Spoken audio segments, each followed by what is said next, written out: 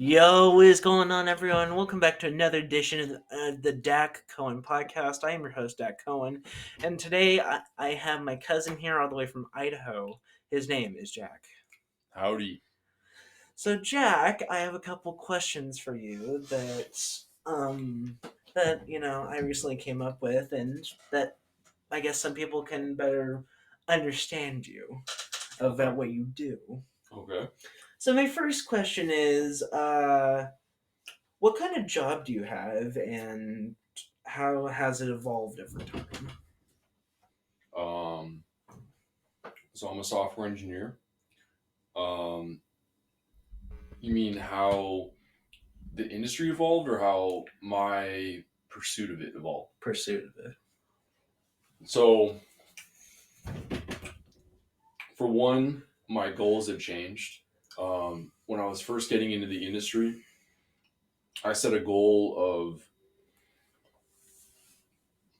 becoming a really good programmer. I wasn't satisfied with just getting my first job or just getting a decent paycheck. I saw those as short term goals. And I knew that if I pursued the longer term goal of becoming a really, really good programmer, that everything else would work out.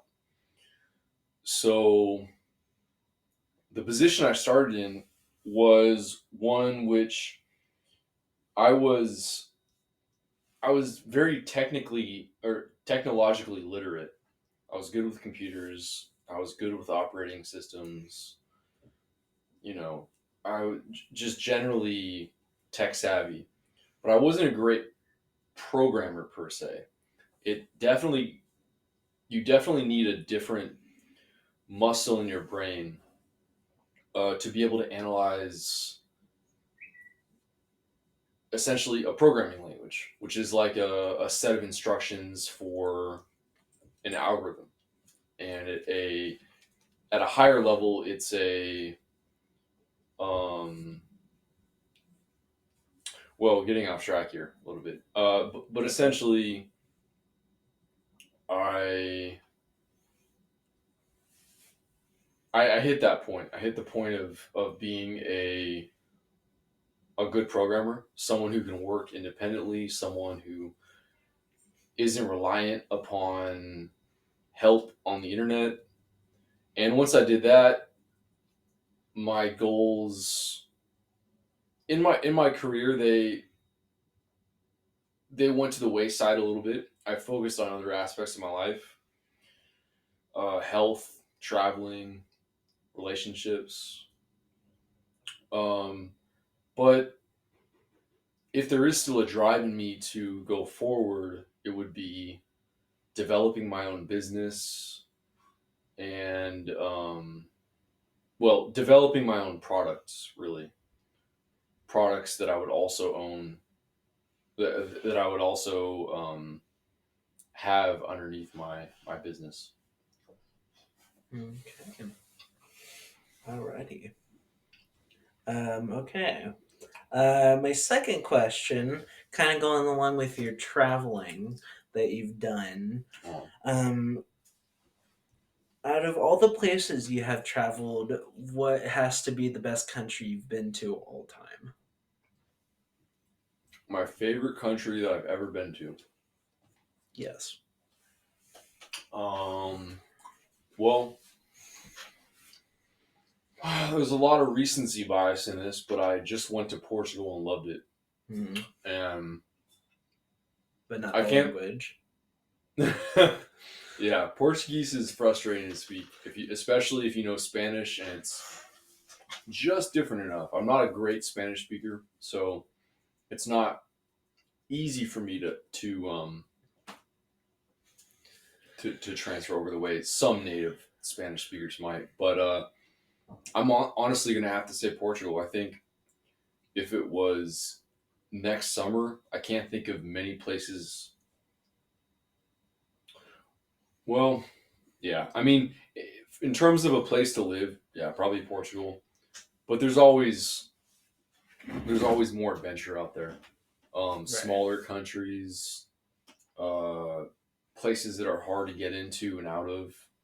So Portugal is that balance between adventure and kind of the amenities of a European country. Okay, okay. Um, Third question I have for you has to go along with football, not soccer, but American football. Mm-hmm. Um, how long have you been a San Francisco 49ers fan for? I've been a 49er fan since, I mean, technically you could say the first football game I ever watched was the Cowboys versus the 49ers. I think I was about 5 years old. I don't remember anything about it. Well, okay, so here's the irony though. My dad told me to root for the Niners, because it's the California team. And of course, I did everything against what he said, so I rooted for the Cowboys. But not a Cowboys fan. Um, I didn't really start watching football in earnest until it was fifth grade. So in fifth grade, I was part of the GATE program, and we did a little thing where we picked a football team at the start of the year. It was random out of a hat, and then we did statistics, to practice our math skills on that team throughout the year. And whichever team won the Super Bowl or something like that got some special class prize. So the team that I picked, I mean, I didn't. It was like I said, it was random. But I got the Tampa Bay Buccaneers. So it was the year before they won the championship. It was, so I think that would have been 2000s, because I think the Ravens won in 2000, and then the Buccaneers won in 2001. But anyways, they were still really good. It was really fun. I loved that style of football. I loved the great defensive players: Warren Sapp, Derek Brooks, Rondé Barber, Dexter Jackson, and then some other guys are a little bit more role players: Shelton Quarles, Anthony McFarland. Although I'm not sure if he was on the team yet at that point. The longevity. Oh, Simeon Rice. Simeon Rice. And then on offense, the offense was just as fun. It wasn't a super high scoring offense, but it had Mike Allstott, Warwick Dunn. Was it Keyshawn? Yeah, I think. Wait, yeah, I think Keyshawn was on that team, and then there was also Jervicius, and then can't remember the rest, but that's already a lot. I mean, Mike Allstott was a legendary fullback. There's never been quite a player like him since, and yeah, I love the aggressiveness and speed, and then about 2 years later, was I around? Okay, so that would have been, like I said, fifth grade. Um, okay, when was Alex Smith drafted? That would have been 2000, 2004, 2005. I think roughly the year, maybe 2 years before Alex Smith was drafted, was when I was like cemented as a Niner fan, and I haven't changed ever since. Okay, I'm just looking when Alex Smith was drafted. He was drafted in 2005 Okay. with the first overall pick. Okay, yeah. So, and Reggie Bush was in that draft too, right? I think so. Let me see. That was a great year of college football. So I remember. Wait, no, that Reggie Bush was the year after. year after. Okay, yeah.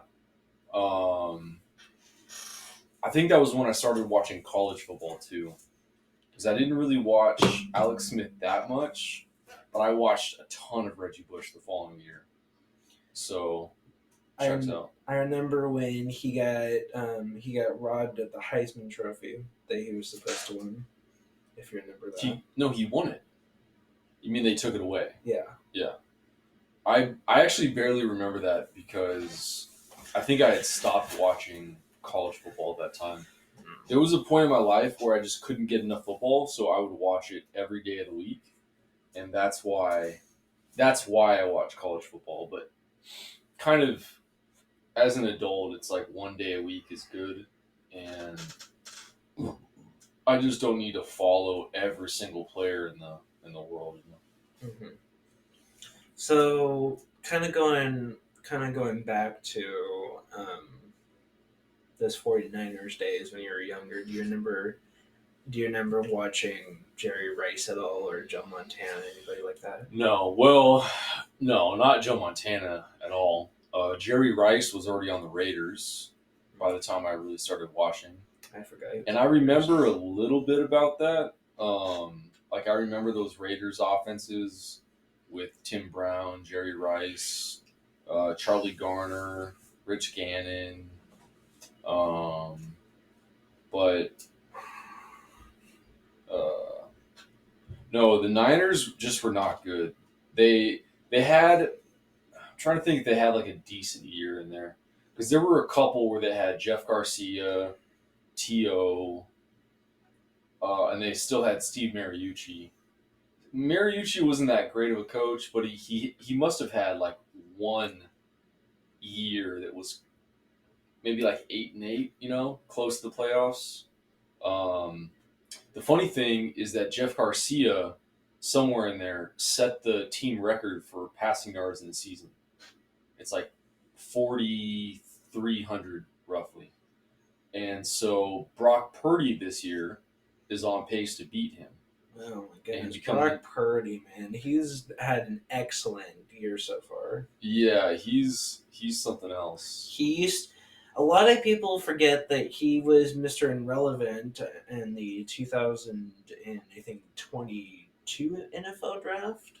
Yeah. And then look at him blossom into like this quarterback that could possibly probably make the Pro Bowl this year. I think when it comes to any sport, but football especially, people try to create these abstract rankings where they judge a player as though he's like coming out of college essentially. Like, would you draft him? Would you draft a Joe Burrow, Josh Allen? Yeah, I mean they're great. They have great arms. They're athletic. They have everything you want. And then these people look at Brock Purdy and they see a guy who's short, doesn't have a great arm in terms of velocity, and yeah, he makes some tough throws and he's mobile, but people just look at the team that he's on and claim that he's succeeding because of them.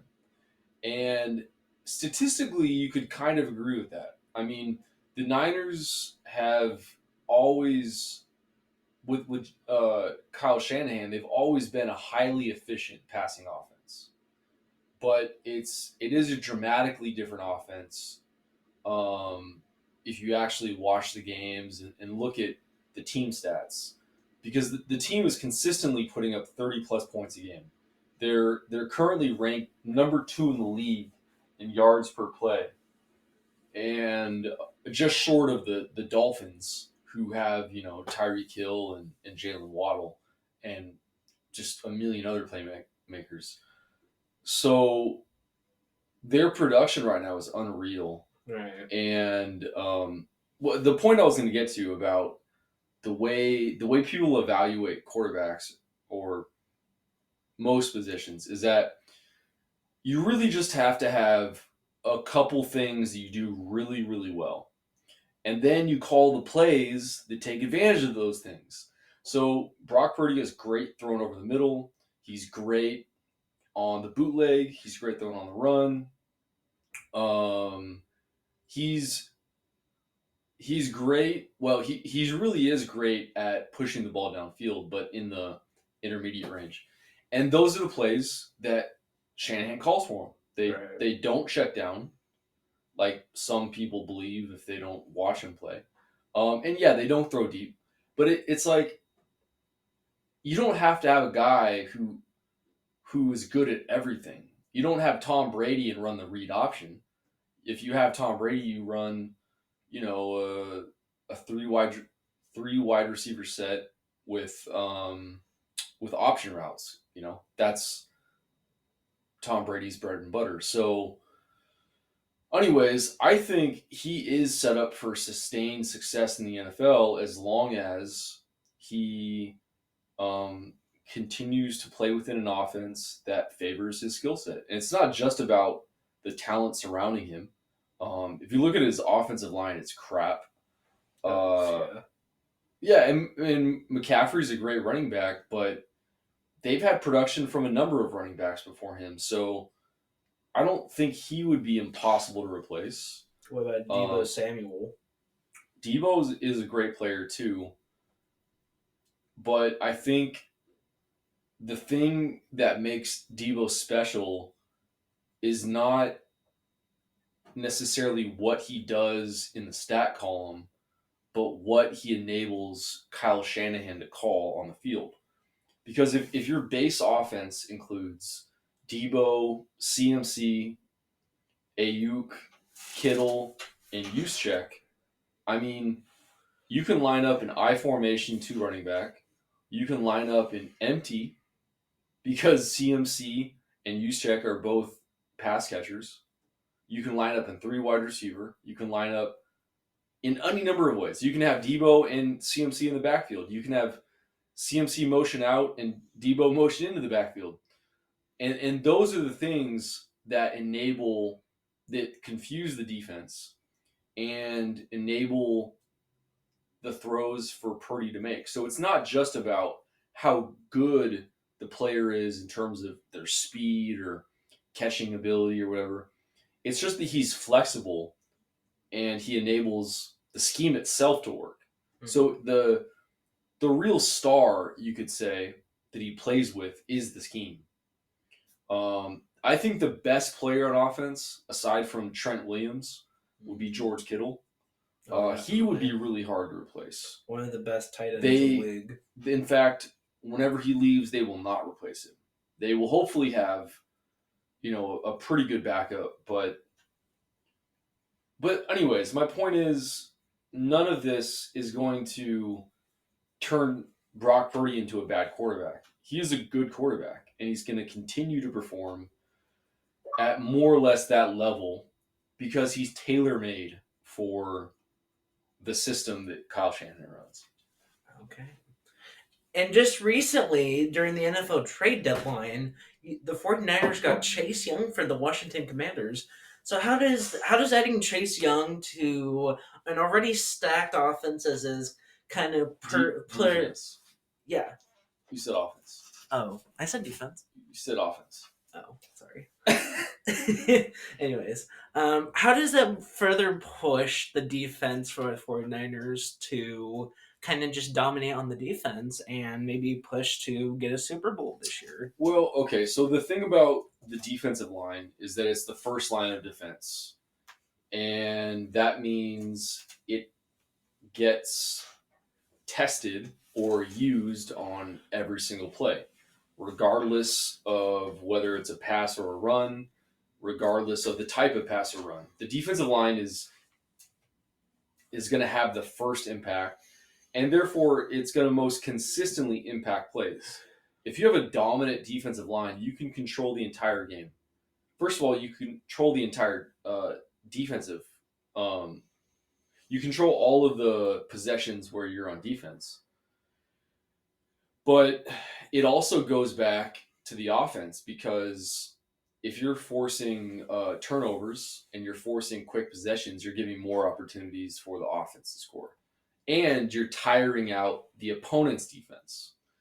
So one of the beauties of Kyle Shanahan's schemes is that they play into one another. So a lot of people think of Kyle Shanahan as this offensive mastermind, which he is, but he's developed an entire football system where the offense plays into the defense plays into the offense, and he even breaks it down by individual possessions, or let's say quarters. So if you think about how are you going to play offense or defense in the first quarter, second quarter, third quarter, fourth quarter. So he built an offense that is designed to control the ball and score points in the first half through running and play action. And then in the second half, assuming that works, they develop a lead. His defense is built to control leads in the second half, because that's when the impact of a 4-man pass rush, 4 or 5-man pass rush is at its greatest. So, anyways, there were some holes in the secondary and the linebacker core. Their third linebacker is not very good, and they've had issues at cornerback all season. Plus, they just lost to Fonga for the season, although that wasn't before the deadline. So they had these other moves they could have made. They could have picked up a cornerback, but by picking up Chase Young, they're helping everyone on the defense. They're helping guys like Nick Bosa stay fresher. They're helping Javon Hargrave because now he's getting more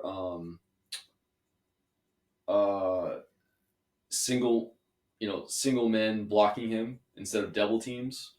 So by stressing the offensive line from all angles, everyone's going to eat. Armstead's getting sacks again. Bosa just had like 2.5 sacks in one game. So that's good. And then on top of that, the defensive line getting pressure helps the coverage. It helps the DBs and the linebackers because they have to block for less, or they have to cover for less time. And it also helps in the run game because if the linebacker core doesn't have to line up in a blitzing position for to offset a weakness in pass coverage, then they can be lined up in a more neutral position that benefits, essentially the 4-3, what's it called? Just basically being able to play a linebacker and shed blocks from a couple yards off the line of scrimmage. It's just a better position for linebackers to be to stop the run versus having to play up in a gap. All right, cool. Recently, Frank Reich got fired today as Carolina's head coach. What Yep. were your comments on that? I don't have much to say. I did see today that he's been fired in the past 2 years, which is either the first time ever or it's the first time in a long time. Because he used to be Indianapolis's head coach. That was this year. Oh wait, That was last year. Oh wait, he's for the Panthers now. Oh, okay, And then he yeah. just got fired by the Panthers. Yeah, so I don't know. The Panthers organization is a mess. Mm-hmm. I don't know that he picked the quarterback that the Panthers picked the quarterback that he would have picked. I think he would have picked. Wait, they picked first overall, right? Mm-hmm. Yeah, No, I think second overall. No, first overall. Yeah. Yeah, they picked before the Texans. Mm-hmm. My point is, Stroud fit Reich's style of quarterback. I don't believe that was a Reich choice. To take Bryce Young. Yeah. And on top of that, they stripped all the talent away to get that deal done. They traded DJ Moore. They gave up multiple high draft picks.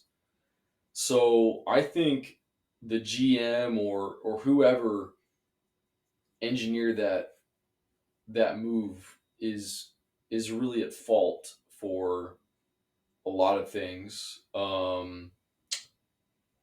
don't know why he was fired.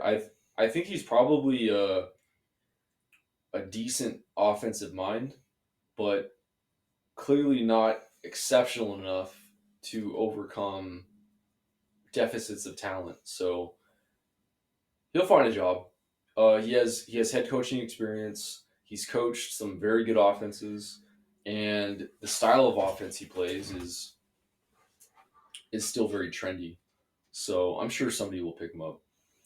And what I can't believe is the Denver Broncos are coming back after being Y- one and You know, something last season, and now they're yeah. 5-5, and they're on a 5-game winning streak. What do you have to say about how Russell Wilson is kind of now somehow got back Well, into his shape of mind? yeah. I think it's a total fluke.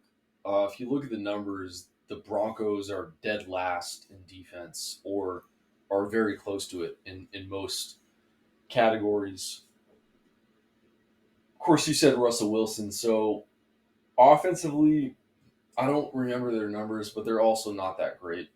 I haven't looked at every one of these wins, but I've noticed that they're getting lucky with their opponents. They Right. just played the Browns, who had to start their like third string quarterback. Um, Granted, the Broncos did score 29 points on them, but no one on that Broncos offense had a great stat line that game. Right. And it is the Browns defense, which has been great this year, but I'm just saying the offense is decent at best.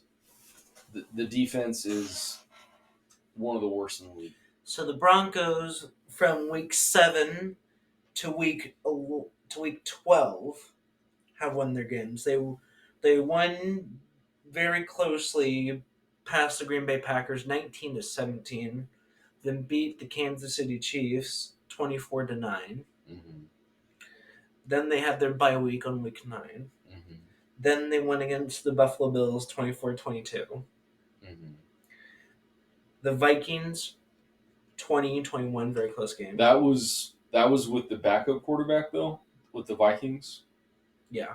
Yeah, so they played a string of weak teams. Now And then the the the Browns 29-15 recently. yeah, so Or 12, sorry. the Chiefs and the Bills were obviously good wins. I don't really have the story on that. Haven't been watching the Chiefs, but I have to say, um, Mahomes' numbers are very pedestrian this year. He's he's not he's not the world beater that we've expected our elite quarterbacks to be. I'm not saying his talent has gone away. Don't get me wrong. I'm not saying he's forgotten how to throw the football. What I'm saying is that the way he succeeded, um, by being mobile and making impossible throws, and also the schemes that offense uses, the spread offense, it has its limits because they can't manufacture. They can't really manufacture points if they don't have anyone exceptional to throw to. They still have Kelsey, who is exceptional, but they don't have any receivers. We barely have receivers. Yeah, and so if you look at what Tom Brady did back in the day with practically undrafted free agents, in comparison, I think it shows a bit of a difference in the styles of Compared then to not just now. Mahomes and Brady, but the Chiefs and the Patriots, because the strategy of the Chiefs is to dig kind of deep into the draft if they have to, and pull out an elite talent. Third, fourth round. It worked with Tyreek Hill. Maybe it'll work with this guy Rice. He Rasheed looks Rice. he looks decent, but my point is, it just doesn't work if they don't win on their random number generator. They're picking the name out of the hat when they draft, which is it is a bit of a crapshoot.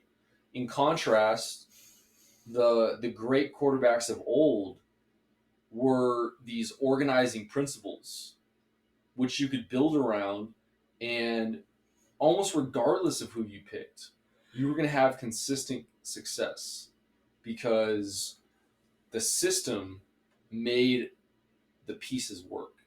Whether it was the Patriots with Brady, Colts with Manning. If you want to go back further, the West Coast offenses with the not granted they had Jerry Rice and like practically every year, so okay. There's for what? They never had to go without talent. That was pre salary cap. But Dan Marino. yeah, but no, I just think this is what Tom Brady is talking about when he says the league has become mediocre. And what I'm seeing is teams that are simplifying their strategies, their schemes, because there were certain things that worked extremely well. Shotgun spread passing offenses were extremely good for a handful of years. And then the defenses caught up. The defenses are faster, more aggressive. They're and at the same time the offensive lines are not good. There's hardly five teams in the league that you could say have a good offensive line. I think that number might even be a little generous. So the thing is, they became so one dimensional, and they relied upon elite talent. Now, when you rely upon elite talent, you live and die with whether you have it or not. And so, in a salary cap league, those players move around, and you're going to have bad seasons. That's what we're seeing with Mahomes. So I think if the Chiefs want to get back to form, they are going to have to a learn to manufacture yards with talent that isn't necessarily great. Receivers that don't necessarily get great separation naturally. Receivers that don't necessarily make amazing catches all the time. Okay, well, how can you manufacture an open guy in zone? Okay, it's a route combination. It's not going to just be Tyreek Hill doing some, you know, playground route. So either that or they focus more on the run game. They could integrate more of a play action approach where they get Pacheco involved more. They go heavier in their personnel groupings. But they've got to do something. I don't think that they've been innovative for several years. Okay. Um.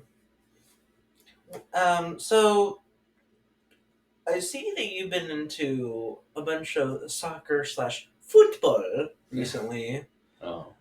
and you probably went to a couple of them on your trip. Mm-hmm. Um, and so my question is, when did you start watching soccer slash football? Well, So like it. I didn't really watch much soccer at all growing up. I first became interested in the sport when I watched Messi in the World Cup this past year. Granted, Messi has been a player for a long time, but um, he, Argentina was never a World Cup finalist, so it never surfaced to my eyes the way that he played. And on top of that, I think pro soccer and national team soccer are different animals. The style of soccer that Messi plays is based on the coach from Barcelona, Guardiola. I'm probably butchering this history, but Pep Guardiola um, kind of took the tiki taki or the tika tiki taka style soccer. Something like that. Essentially, the point is they play team soccer. It's in some ways an advancement on ultimate soccer, which came from the Netherlands back in the 70s. But the principle is you take advantage of several players on the field. You don't just have one striker who dribbles between everyone and makes an incredible goal. You don't have the brutality of like a German or English team where they prefer to play very aerial and and try to score off of crosses. That that doesn't work for the, let's call it the Barcelona style, because their forwards are short, so they're not going to play aerial. But on the positive end, they're really quick and they're great passers. And they have many great passers on the field, even the guys who play all the way up the the field. And so Messi, anyways, my point is watching Messi play, watching Argentina play was a revelation. It's the only national team that I know of that really plays with that style. And so I was able to draw some analogies, from watching great quarterbacks play, because I could see how there was so much teamwork. And and then once I understood that strategy, I got interested in the other strategies, and I've grown to appreciate a variety of styles of soccer now. I think the key to enjoying sports is you just have to understand what they're trying to accomplish, and you put yourself in the shoes of the players and the coaches and think, okay, what would I do in this situation? And then you watch it play out, and you kind of see if you're right or wrong. All right. Um. One more question. So yeah.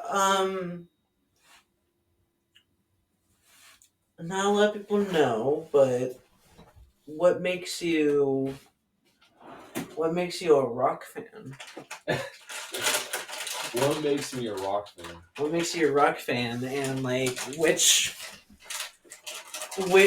band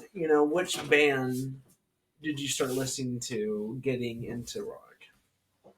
Well, kind of a kind of a strange route, I guess. I grew up in the '90s. Um, Most of the stuff that was popular in the late '90s when I was first listening to music was not rock. It was like boy bands becoming popular. Um, Pop in general was what was accessible to someone with a radio. There might be like a couple rock stations in any city, but there's a lot of pop. There's probably a decent amount of country, um, maybe a little Mexican. But I think back in the day, I think it was mostly pop. But it just that stuff never really clicked with me. The first albums that I bought were the the Beatles' greatest hits and the soundtrack to Godzilla. um, and then I did buy a few albums over the years as a young kid. Like the greatest hits to AC/DC, Stone Temple Pilot, Green Day. Mm, Green Day was a favorite when I was like a middle schooler. mm.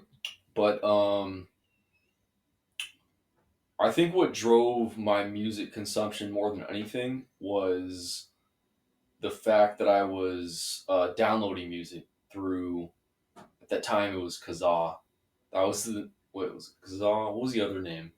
Um, LimeWire.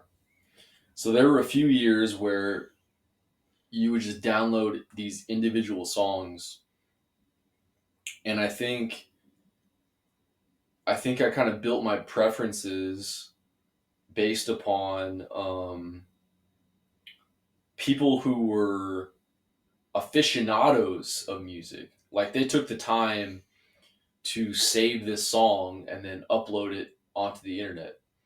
So they had to be a little more technically savvy, and they had to actually like the song.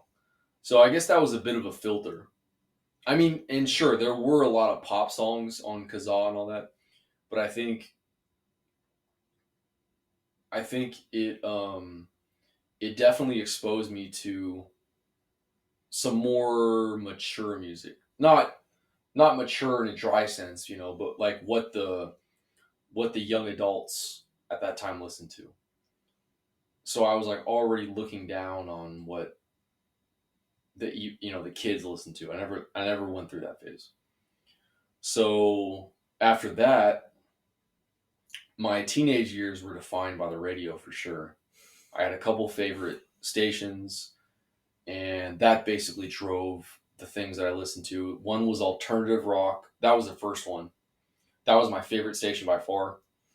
And then the alternative rock station, I think they were going through some money troubles, or maybe they laid off some DJs. Point being, the quality was getting less by the time I was close to high school graduation. I think also we were just leaving an era. We were leaving an era of alternative and punk rock. That was not something that really continued well into the 2010s. So at that point, I switched over to another radio station, which was largely an 80s station. And it was mostly rock, but I think it was 80s as a whole. So there was a little pop, a little kind of like, I don't know how to describe it, just a variety of stuff. And that's what really started opening my eyes to the history of music. Because once I went back to the 80s, I mean, then I got curious about doing the 70s and the 60s, and then eventually the 50s. I went all the way back to the roots, back to early blues. And then, I went through maybe a bit of a classical phase, but I think that formed the foundation for my current musical enjoyment, which is kind of based in blues, and sometimes it's more rock, sometimes it's more country even. Sometimes it's based on just instrumental excellence, or something like really really heavy. So sometimes I get into they call it stoner rock or desert rock, which is kind of like I think it's an evolution of Black Sabbath basically, with not the same imagery, but similar musical uh, patterns, instruments, I guess. Uh, yeah, does that answer your question? Yeah. All right. Thank you guys for listening to this edition of the Dak Cohen podcast. Make sure to follow us on. Make sure to follow on Twitter and Instagram at the Dak Cohen podcast. It was nice to have you on this edition of the podcast, Jack. Hopefully, maybe we'll hear from you another time, depending if you're not a busy guy. Sounds good. Thanks for having me. Yeah. Well, that will be all. I am your host, Dak Cohen, and I'll see you guys next time for another edition of the Dak Cohen podcast. Your host, Dak Cohen. Out.